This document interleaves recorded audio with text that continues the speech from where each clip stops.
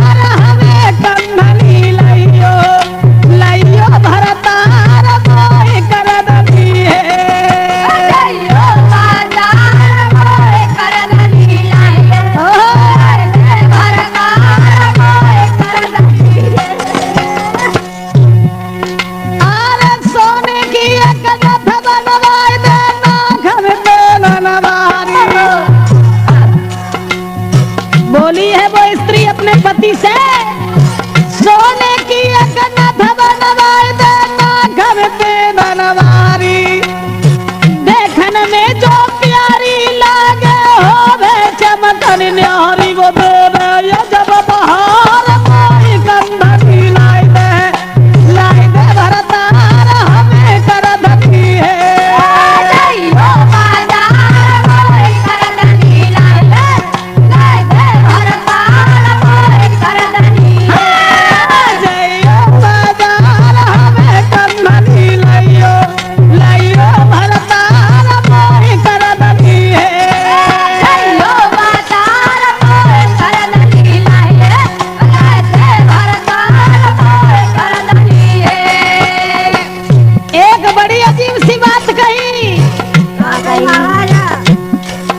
अरे तुम तो बूढ़े भय पिया और मेरी उम्र है बारी,